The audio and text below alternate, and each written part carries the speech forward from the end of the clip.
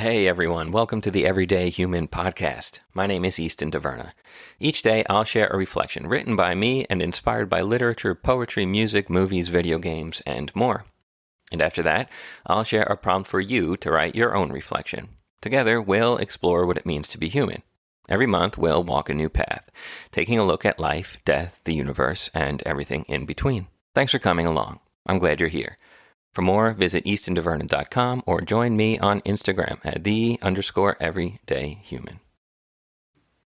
The Unending Story. That's the title for today's reflection. Hey everyone, how are you doing today, July 28th? This one was inspired by a quote from the song Letters to God Part 2 by Angels and Airwaves. Angels and Airwaves is a rock band, punk band, whatever you want to call it, started by Tom DeLonge in 2005, which was after Blink-182's first breakup. It's a really good band with a lot of great songs and albums.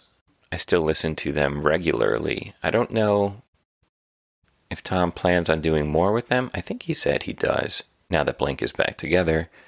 But anyway, yeah. Really good stuff. Their debut album, We Don't Need to Whisper, is fantastic. And so is the album Love, Part 1 and 2, which is where Letters to God Part 2 comes from.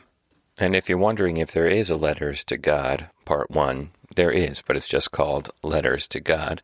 But this was put out by Boxcar Racer, which was Tom's side project, which started in 2001. When Blink was still together. But I think the starting of this side project with Travis may have been the start of the rift that eventually formed between Mark and Tom. But that's old news, and it's good to see that they're back together and still making music, one of my favorite bands. Okay, so I'm going to read the lyrics that inspired today's reflection first, and then I'll play the song so you can hear it, as I usually try to do when I have music, inspiration, and then we'll get to the reflection.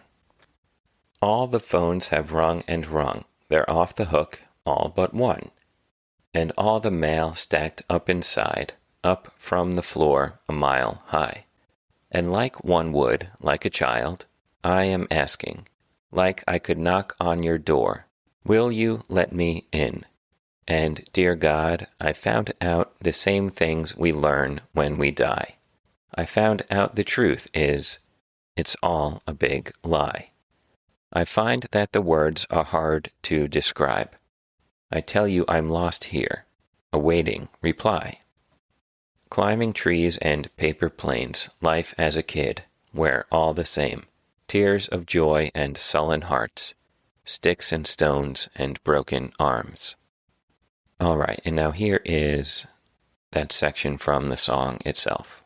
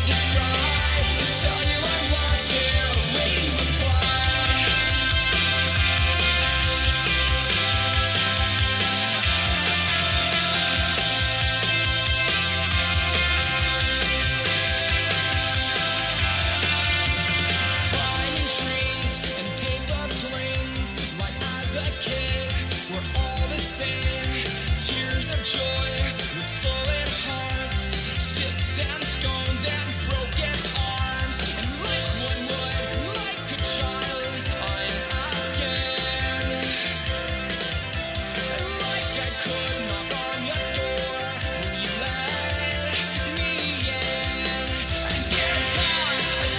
All right, I love that song. It's such a good one. Definitely one of my favorites from that album. Okay, and here is my reflection. Try and follow the map of your family. Go ahead and picture it now. It's covered in fog, jagged and unforgiving mountains, stormlands, treacherous swamps, and deserts. But no doubt there are also beautiful lush green forests and sprawling meadows and grasslands, flower-filled valleys and pristine mountain lakes. The thing about this map, too, is that as you look at it, it shifts. It turns upside down and sideways in your hands. The compass shows east as north and west as south. The borders are fluid and the continents are amorphous with no clear beginning and end. The more you look at it and the more you think you know, the less you actually understand. You've heard the stories, I'm sure, if you're not living through it yourself or with someone close in your family or circle of friends. These stories of folks participating in DNA testing, usually just from a point of innocent curiosity to start. I've been told my whole life I have Irish, French, German, and Italian ancestry. I wonder what those percentages look like and what regions my ancestors came from. But as the results come in, siblings find their DNA patterns are vastly different. Some find they aren't even related through blood at all. What started as simple curiosity, just a bit of fun, can quickly spin out of control, giving way to life-altering revelations. Or maybe it's not blood. Nothing to do with DNA. Maybe it is the story you first heard as a kid about how your grandparents met. The one that was retold at every family party.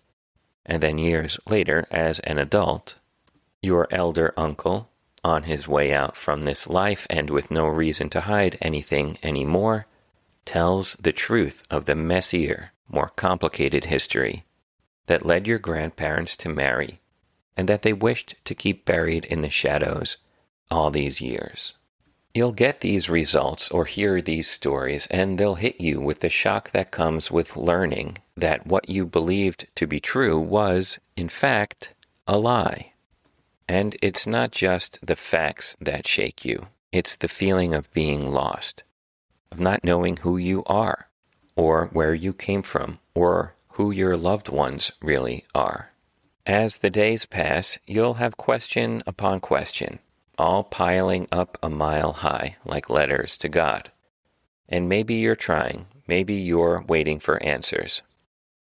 Why did it happen this way? What does it mean? What does it change? Truth is, you might get some answers as you search, but chances are you won't. At least not all of the answers you seek. Can things like this change a relationship? Can they change the love that exists or existed within a family? Change the past experiences of joy and sorrow and pleasure and pain? Again, it could, if you let it. Like much in life, it's out of your control. All you can do is decide what you'll do with the information and choose how to live your life moving forward. But I tend to think that it's just a piece of that beautiful and messy map. But now it is your turn to chart. It's your uncharted territory to explore. And it might be that while you're navigating the fog-covered waters of the map of your family, that you feel lost and like you'll never find land. But maybe you're simply somewhere new. Maybe you're at a new beginning in the unending and grand story of things. And there ends today's reflection. And the idea that I'm exploring here, it's not just about these grand revelations of DNA testing or family secrets unearthed. It could be about anything that you thought to be true in your family about your loved ones that wasn't for whatever reason. You misheard, it was intentionally explained differently, or straight up lied about. It happens, and you're left with a choice. What do you do now with this new information? because it does change things. It changes the way you view individuals or events. But it doesn't always have to be bad. People are people. People make mistakes. People hide things. It's up to you how you move forward, like with all things in life. And now it's time for your reflection question. So consider the following. Write your thoughts about it in your journal, your napkin, or maybe think about it while you're taking a walk. How have I reacted to truths that turned out to be lies? Am I seeking answers that will never come in regards to my family? How will I choose to live moving forward? All right, that's it for today, July 28th. I'll be back tomorrow, July 29th, with another reflection. Have a good one, and take care.